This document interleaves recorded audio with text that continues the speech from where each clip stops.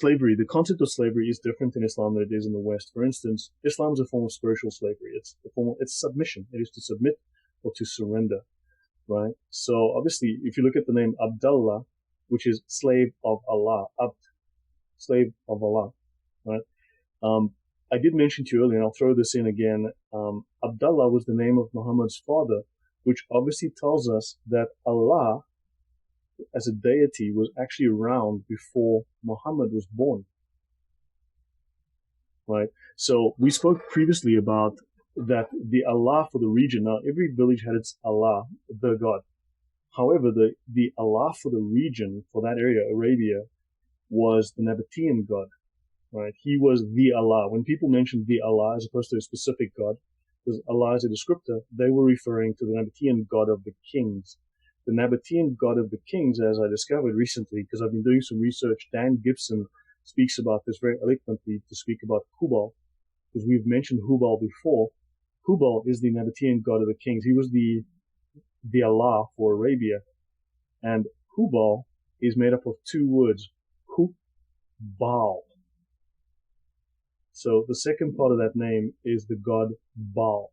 Perhaps you want to throw in a few words there. Yeah, because, well, I mean, Baal is in the same category, or Baal is in the same category as Moloch, Satan, etc. So, that should wake people up. And right there, you've got little Moloch, down there, Ibn Abi Zaid. That's interesting because Malik and Moloch are very similar pronunciation, but never. Well, now, one thing that's interesting is that the symbol for Hubal was, as far as I know, from what I've been researching, you might remember there's the very famous satanic symbol of the goat with the hand, one hand up and the one hand pointing down. That is also the symbol for Hubal. It's a god with one hand up, holding something, and one hand pointed down. So just these references, the things that overlap. I'm not making a definitive statement there, but it's something people can look at and something to think about. Okay, so Muhammad's father, Abdullah, slave of Allah, so Hubal, right there. A common term in Islam is those whom your right hand possess. This is your sword hand. The right hand is your sword hand, and this generally refers to slaves. Who your right hand possesses is a slave, and it generally tends to refer to women. Right? Islam divides people between Muslims and the Kafir, Islam and Kufr, Islam submission, and people who reject Islam, right? People who refuse to submit. It also divides people between free people and slaves and males and females. So let's start looking at slavery in Islamic scripture and in Sharia doctrine, because I wanted to provide some brief historical background. O ye who believe, the law of equality, qisas, is prescribed to you in cases of murder, the free for the free, the slave for the slave, the woman for the woman. That is from Quran 2178. The message of this verse prescribes the rule of retaliation for murder. Okay, all humans, it also says that all humans are not created equal. The human value of a slave is less than that of a free person, and a woman's worth is also distinguished from that of a man. It is not equal. So, there are four schools of Sunni jurisprudence. We spoke about that last week. Imam Malik is the guy who founded the Maliki school of jurisprudence. Imam Shafi, Imam Lloyd, Imam Ahmad bin Hanbal from the Hanbali school, and Imam Abu Thawr said, a free man is not killed for killing a slave. Now, why would slavers murder so many black people? Why did they murder so many of their slaves? Well, there's no penalty for it. There is no penalty. Because if you own that slave, you can kill that slave without penalty. Imam Abu Hanifa and his followers said a free man is killed for killing a slave except if the slave belongs to him, the free man. Now this one is the one who dissents. Now remember, the tafsir is the interpretation, literally tafsir, interpretation. It's the form of exegesis. Now tafsir also is used to, when Muslims speak about, well, it depends how it's interpreted. So we have 1, 2, 3, 4, 5 imams who say a free man is not killed for killing a slave. And we have the dissenter, which is Imam Abu Hanifa here, who still agrees with that in substance. Okay? Except, so Now, So the let other me let me just interject there really quickly, Lloyd. As far as I recall, in most areas in the United States and in Christian countries, it was illegal to kill your slaves. It was considered murder. correct, correct. Under Islam and the Sharia law, it is not considered murder. The only distinction was by Imam Abu Hanifa, who said that killing someone else's slaves is illegal, but killing your own slaves is just fine. So, Tafsir of Imam Qurtubi, okay, the Jami' al-Quran, and I'm probably slaughtering that, the majority of our scholars are of the opinion that a free man is not killed for killing a slave because of the classifications and divisions of people. Okay, and there is no law of retaliation between slaves and free men because of the lowliness of the person, the slave, while free men are more worthy or worth more than this. The majority of Islamic scholars are in agreement that Muslims should not be killed for killing a non-Muslim, even if he's a dhimmi. Now, when they say protected non-Muslim, it means when the mafia comes to your neighborhood and says, "Do you want to be protected? You know, you pay protection money, you don't get hurt." That is Islamic protection as a dhimmi. You're effectively a semi-slave, and you pay them tribute, or there is punishment. Nor should a free man be killed for killing a slave. The only exception of the four imams is Hanifa, but even he agrees that a master of a slave cannot be killed for killing his own slaves. Now, these texts have only been translated since the mid-2000s. So it's only since like 2003, 2005 that these texts are in English. So therefore, they haven't yet been studied extensively.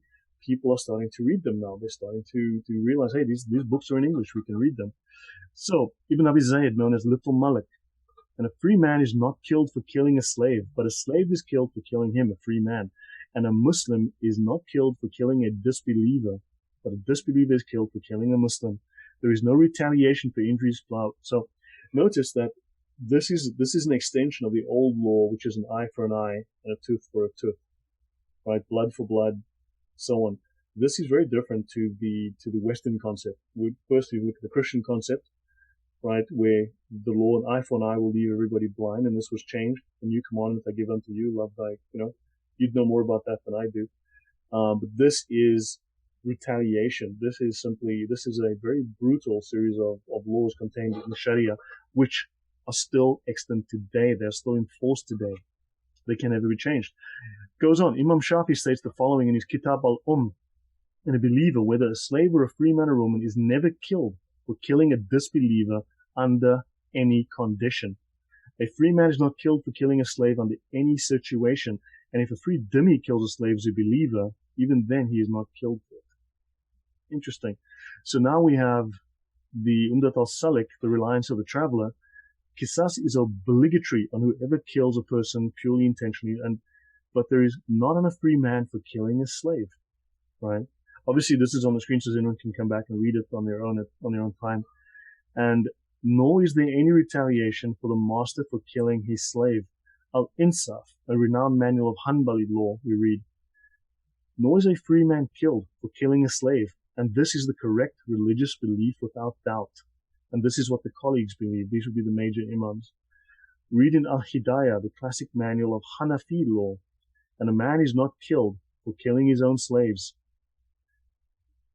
So this is now, we've looked at all of the schools of Islamic jurisprudence. Let me just read some of the comments here. Some people are saying, I have to read the other books without the Hadith and histories tafsir. You can't understand the Quran, okay? And so, again, we've already covered those books in parts 1 and 2. And then, and then someone else says he cites multiple sources as well as the original, despite the fact that Islam is designed to not be interpreted. It is not being, well, look, tafsir means literally, the word means interpretation, right? These are the opinions or the findings of very, very senior scholars who have created what's called the Islamic consensus, the ijma. So these are the men who've defined the consensus. So for instance, all agree that you can, let's take adultery, right? You talk about consensus and interpretation. All of them agree that there's punishment for adultery. The difference is in how the punishment is meted out. Do you whip her to death? Do you stone her to death? Or do you lock her up until she dies of starvation? That's where the dispute is, not about whether this person dies or is punished. So there's a difference there. Let me just grab this screen and place it over here where I can see it. So, sorry, did that answer the question that just came up here? Yeah. Or did I drift off point? Yeah, I think you got it. That's fine. So, look, this is, I went and looked at what the scholars, the Islamic scholars who define all of the Sharia, these are the opinions of the top scholars who founded these Islamic schools of jurisprudence. This is what they say. I'm just repeating what they're saying. So, if you look at now, let's start looking at some of the Quran, because I knew that was going to come up. So I've got the Quran. So first we have the top Islamic scholars, the very best Islamic scholars. These are their opinions. I've just mentioned those. O Prophet, we have made lawful to thee thy wives and those slaves whom thy right hand possesses out of the prisoners of war that Allah has assigned to thee. So if a woman is taken as part of a battle, she becomes your slave. And she becomes also your sex slave. This is one of several personal sounding verses, right? This is where Allah seems to be talking directly to Muhammad and where he is favored. And in this case, it allows an unlimited supply of sexual partners. Other Muslims are restricted to 4 wives, but they may also have sex with any number of slaves. Now notice this stipulation was given to Muhammad. Later on, when there's a complaint from his followers, they receive a similar command from Allah that says that they too can have an unlimited supply of sex slaves.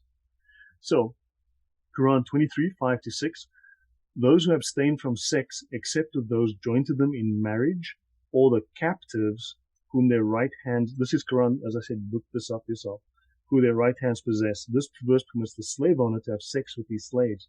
I don't know how their wives feel about that, but that's how it is. Quran 70:29. And those who guard their chastity, i.e. private parts from illegal sexual acts. Adultery is a crime. Remember, adultery is a crime in Islam. It's not a sin, it is a crime. And then 70:30, except with their wives and their women, slaves, and captives whom their right hands possess. For them they are not blamed. In other words, having sex with captured women is not an illegal sexual act. And let me just read from my Tajweed Quran here, that 23:5-6, and it says, let's see, who abstain from sex except for those who join in them with marriage bond, or the captives, it says, whom their right hand possesses, for in their case they are free from blame. So yeah. that's from this edition right here. Yeah, and you can hold the page up and people can see that it's written on that page, right? You didn't make it up. Let me hold that up for people to see that. In English right there and in Arabic. So, okay. So if we're making it up, why are all of the Qurans and everything, why are all of the official citations showing this? And I showed the certifications last week of this Quran being official. There it is there. Yeah. If people want, I can also show the certifications of the Umdat al-Salik, or Reliance of the Traveler, which is the most endorsed, most authentic Sharia manual on the face of the planet. I mean, those endorsements are there as well, the certifications. Well, anyone can ask me, I'll send them a copy, what the heck. So, all married women are forbidden unto you, save those captives whom your right hands possess. So even sex with married slaves is permissible. That is Quran 4:24. Now let's look at Quran 8:69. But now enjoy what you took in war, lawful and good.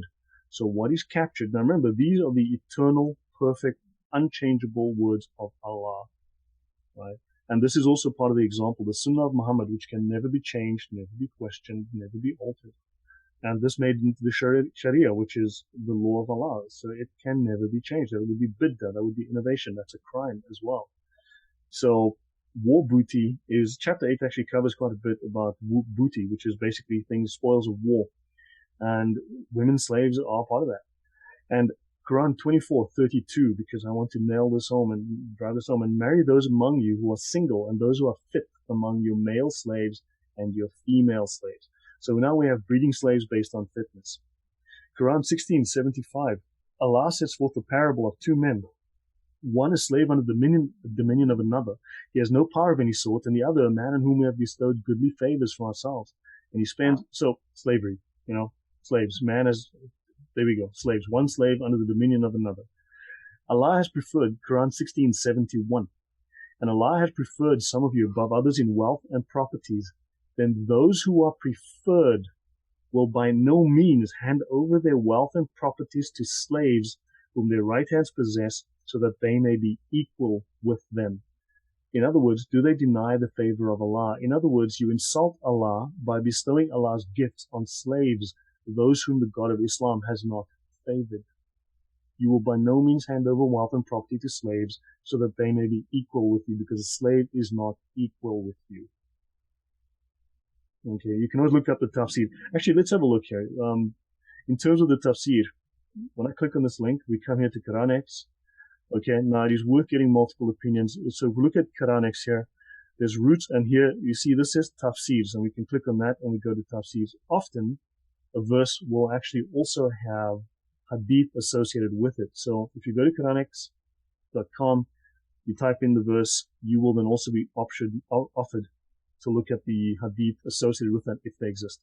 Sahih Bukhari. So now we come to the most authentic hadith collection.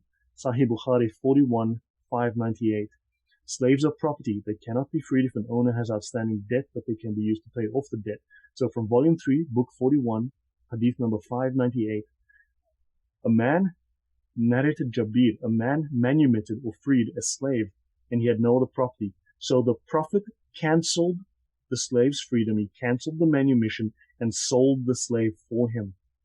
And this guy bought the slave from him. So the Prophet cancelled the freedom of a slave that a man had freed and then sold that slave into who knows what fate.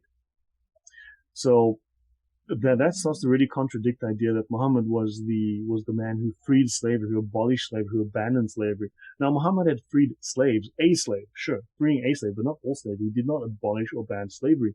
Sahih Bukhari, women taken as slaves in battle by Muhammad's men after their husbands and fathers were killed. The women are then raped with Muhammad's approval. Volume 7, book 62, number 137. I will click on this. We'll go to the site, and you can see that it is exactly as I said it. It's right there. So the sources are real. Narrated Abu Sa'id al-Khudri. We got female captives in the war booty, and we used to do coitus interruptus with them. So we asked Allah's apostle about it, and he said, do you really do that? There is no soul that is destined to exist, but will come into existence till the day of resurrection. He had no problem with his men raping slave women. He said, why do you pull out and just come inside them? Volume 3, book 34, number 432. While he was sitting with Allah's apostle, he said, O Allah's apostle, get female captives. We get female captives as our share of booty, and we are interested in their prices. What is your opinion about coitus interruptus? Simply because a slave who fell pregnant was worth less than one who was not pregnant. Right?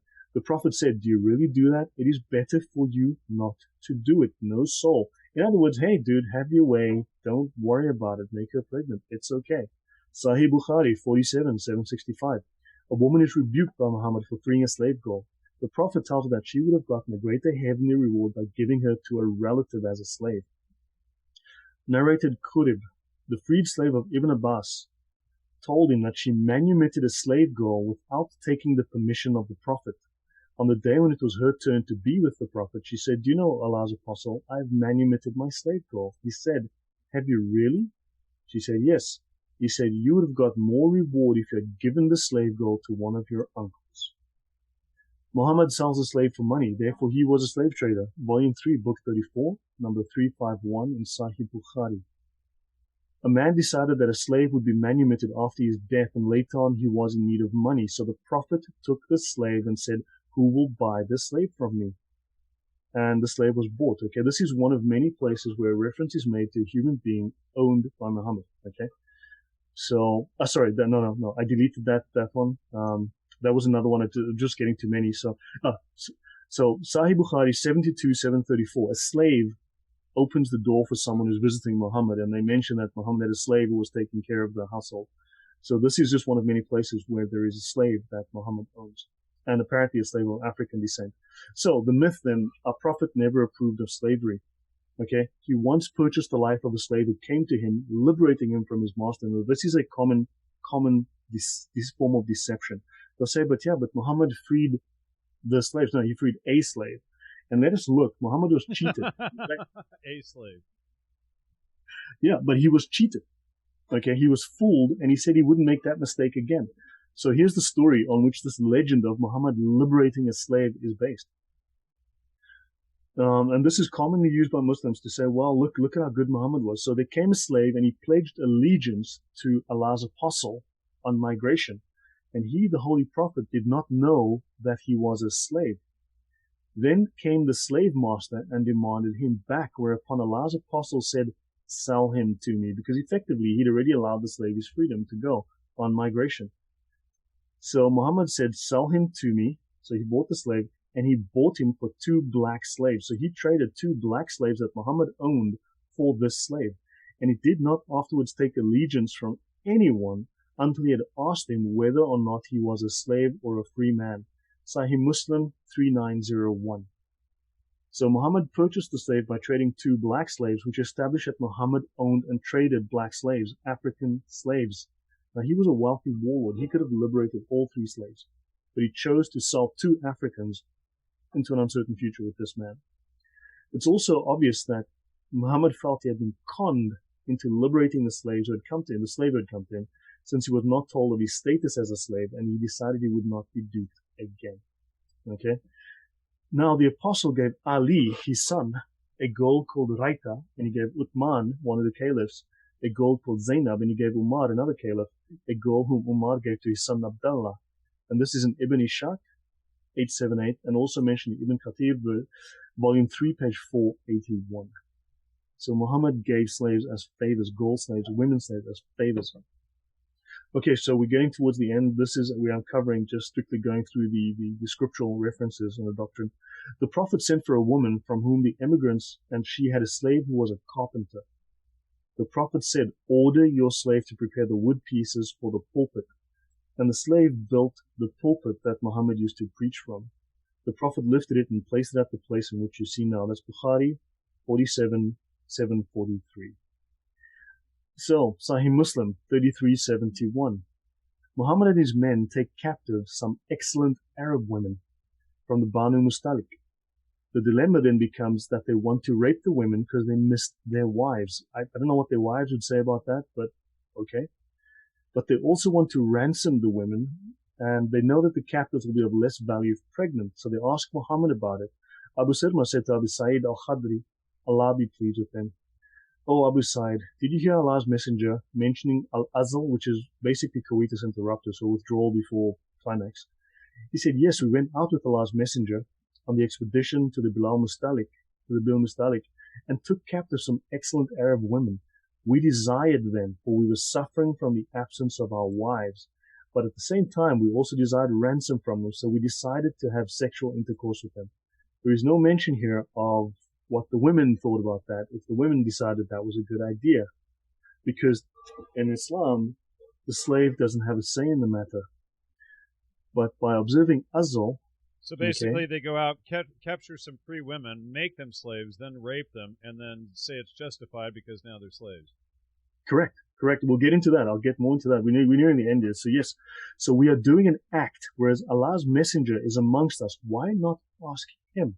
So we asked Allah's messenger, and he said, it does not matter if you do not do it. In other words, don't pull out, just come inside them. For every soul that is to be born after the day of resurrection will be born.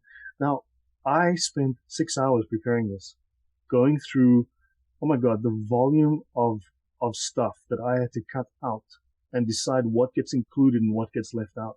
I mean, it was such a massive mountain, and I wanted to make a short presentation. But this is just a glimpse into what is actually there. So, Abu Dawood, 1814, Abu Bakr. So, let's look at some of the treatment of slaves. Now, I have heard many times in my debates online that under Islam, slavery is an honorable thing, slaves are treated well, things are nonsense. Okay? Abu Bakr was one of the caliphs. Okay? He was the father of Aisha, Muhammad's wife, the young girl that he married at 6, and kitty fiddled from that point onwards until he slept with her at 9. He then began to beat his slave while the apostle of Allah was smiling. So Abu Bakr began to beat his slave while the apostle of Allah was smiling and saying, look at this man who is in the sacred state. What is he doing? So the future first caliph of Islam is beating a slave for losing a camel, while Muhammad looks on in amusement. Right? Wow. This is the example of Muhammad. This is the sunnah of Muhammad. This is the perfect Muslim, the perfect man, the perfect moral and legal example in Islam. Ibn Ishaq, 734. A slave girl is given a violent beating by his son Ali in the presence of Muhammad, who does nothing. When Muhammad's favorite wife, Aisha, was accused of adultery, oh yeah, that happened. I don't know how many, yeah, let's go on. He launched an investigation that included the brutal interrogation of a female slave. So the apostle called Buraira to ask her, and Ali got up and gave her a violent beating, saying, tell the apostle the truth. It doesn't record that Muhammad got up and said, hey, you can't beat a woman, because I believe I covered in full previously that the Quran, the Hadith, the Sharia, all very clearly allow the beating of women. I think I made that very clear in the first show that we did. I discussed those references, and I will come back to it. I will come to women. And as well as the enslaving, raping at all, which we're seeing all across Europe, now. Yes. This would begin to explain the problems with what they call euphemistically the grooming gangs in Europe. Because every mosque that goes down is captured territory. It is colonization. I hope people that, I hope that, and there's quite a number of Muslims in the audience right now, and we have one former Muslim whom I hope chimes in soon. He's posting, but he's not giving much right now. But I hope all of you sit down and read the New Testament. It's only 400 pages, and compare Jesus Christ and living in truth and being the utmost moral person to Muhammad, and just look at the contrast. And that's, you can't deny these citations. I mean, every one of these citations, I don't have all of the books that Lloyd has, but every time I've pulled up my Quran here, his citations are there, and I'm showing them on screen right out of this book as well. I mean, come on, people, really. I don't know what kind of cognitive dissonance you're having, but you need to think about this stuff. I mean, the contrast is stark, to say the least. Yeah. So we're very near the end of this section. As I said, I struggled to exclude stuff. There was just so much. Abu Dawood 1:142. And it says, do not beat your wife as you beat your slave girl. He then said, actually, I'll just go to that link. This one is on muflihun.com, and there's others. So I use different sites. I double check these on sunnah.com. There's also another famous site, Sunnah. I showed that last week. So yeah, I go to different sites, and this is sunnah.com. He said, then ask her to obey you, and if there's something good in her, she will do so. Obey, and do not beat your wife as you beat your slave girl. And there was a quote that I had in the first one, which also spoke of, do not whip your wife, or do not beat your wife as you beat your slave girl, and then have sex with her in the last part of the day. That's another Quranic reference. I didn't include that. I showed that before, but do not beat your wife as you beat your slave girl, and then have sex with her in the last part of the day. I read this, and I can't believe I'm reading this sometimes. Ibn Ishaq 693. Then the apostle sent blah blah blah. Let me just interject here. Okay, one of the Muslims. This is the end, so I'm very new. Yeah, go on. All right, I just want to say this: people who rape do not follow Islam. They normally drink alcohol and do not pray. Then Muhammad was drunk. His companions were drunk. Ali was drunk. Abu Bakr was drunk. You name it, all of them were drunk. and then also all of the imams who wrote the schools of jurisprudence must also all have been drunk for allowing this. I just don't understand. How are people in such denial when we're reading the primary citation simply for women? Are you a troll? Are you just having cognitive dissonance? I don't grasp how you can look at all of these primary citations on screen and sit here and deny over and over and over for 3 episodes. What's going on in your head? Stop. This is the last time I'm going to tell you. The next time, I'm blocking you. I'm done. Yeah. Look, drinking is a sin in Islam. I mean, I can mention some stuff about wine. Actually, the whole thing about wine proves the concept of abrogation, the doctrine of abrogation, the principle of abrogation, that all newer verses cancel out older verses. There's actually a verse in the Quran where wine has some benefit. Okay, so that's that's just a quote, and I will say I'm picking now just a tiny piece from that particular verse, but it is said the words are that wine has some benefit, and then later on wine is haram, right? It is not permitted, it's no longer halal. So that new stipulation cancels out the old stipulation that wine has some benefit. But that's something like, you know what, I can tackle that next time, because it's just one of those really like, what the heck did I just read kind of things. Right. Yeah. So look, were they drunk? Well, then these are the companions. These are again the sunnah of the companions and the sunnah of Muhammad. If they were drinking, then isn't that the way forward? It doesn't make sense. I mean, the denial. This is what they did. I had to remove things from this list. I mean, I had so much. I had to cut this down. I was like, what do I leave in? What do I take out? Ibn Ishaq, 693. Okay. So he sent Abdul Ashar with some of the captive women of the Banu Qurayza to Najd, and he sold them for horses and weapons to fund his jihad, to fund his war against the unbeliever, to fund his war. In the first 300 years of Islam, they went from Arabia to Paris. Okay, they took their armies from Arabia to Paris. And if they weren't stopped by Charles Martel, Western Europe by now would have been Islamic. And in Eastern Europe, if they weren't stopped by the Poles and the Hajduks, the Serbs, would have been Islamic. I mean, it's insane. And so and Muhammad, the Serbs just took a brutal beating fighting them back too. Well, it was it was a Pyrrhic victory. I mean, they won, but they lost everything. They were so weakened. But the thing is, it was a sacrifice that was necessary because it weakened the Islamic forces enough to give the rest of Europe time to regroup, just as the Crusades did. The Crusades was a war, a defensive war after 400 years of Islamic aggression, and it gave Europe a 200-year breathing room to establish itself, build its armies, build its wealth, so that they could withstand the Islamic invasion. If the Crusades had not happened, there would be no opposition because they took the fight to the enemy.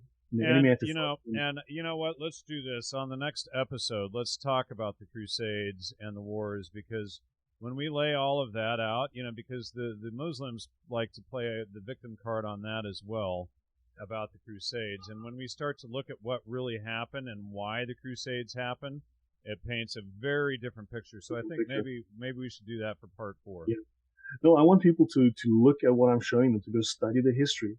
And this is how slave women were treated and slaves were treated. And this will also, I mean, once we start to eventually talk about women, but what Islam says about women, I mean, it's just, yeah, so Muhammad trades away women, okay, captured from the Banu Qurayza tribe to non-Muslim slave traders for property. Their men had been executed after surrendering peacefully without a fight. Okay, that's a very well-known story. I'm not going to go into that now, but he sold them. He sold these slaves for horses and weapons, basically to fund his army. So he had no compunction about that. Now look, people will say, but everybody had slaves. Yes, every single culture on earth had slaves, and Islam had a 1,300-year slave trade that has not ended yet. And Westerners were in the slave trade for 300 years, and they ended it. For instance, the British traveled around the world. The Brits only paid off the debt that they incurred from the abolition of slavery. So the British efforts of abolition, the debt they incurred was only paid off in 1980. Wow. Right, that was a debt that they incurred in the 1800s. Was only paid off in 1980, and they sent their ships around the world. Their navy went around the world freeing slaves, stopping piracy, getting these slaves free. If you look at the American War, the Americans, the North-South War, 700,000 Americans died in the process of freeing 350,000 black slaves. You know, that's insane. That's insanity. But that was a completely different legal and moral base, a completely different religious base than what Islam is based on. So, on the Umdat, so coming to the end now of this whole section dealing with the scripture and the doctrine, in the Umdat al-Salik, the reliance of the traveler, the sacred manual of Islamic law, in section 09.13, according to Sharia, when a child or a woman is taken captive by Muslims, they become slaves by the mere fact of their capture. A captured woman's previous marriage is immediately annulled. Wow. This would not be necessary if she were widowed by battle. Okay? So this is now the apologists. Now the apologists often come out, yeah, but she's widowed by battle. No, if she's captured, she's no longer a married woman, and that's it. So let's look at the reliance of the traveler, section 04.9. The indemnity paid for a Jew or a Christian. I can go to the book. We can look at the reference. That exists. That's real. I can send you a copy of the book, whatever. So the indemnity paid for a Jew or a Christian is 1/3 of the indemnity paid for a Muslim. So under the Sharia, Jews or Christians are worth 1/3 of that of a Muslim. Okay, that's in law. That's in whatever. The indemnity paid for a Zoroastrian is 1/15 of a Muslim. When a miscarriage results from someone having struck the stomach of a pregnant woman or other part of her, or when someone frightens her, resulting in a miscarriage, the indemnity for the fetus is a male or female slave worth 1/20th of the indemnity payable. Okay, so have a look here. I copied this from the actual book itself. This is a screen cap from the book. The indemnity paid for a Jew or Christian is 1/3. Let's go on. Reliance of the traveler. Section 09.13. And this is the best laid out Sharia manual there is. It's really excellent where it's indexed.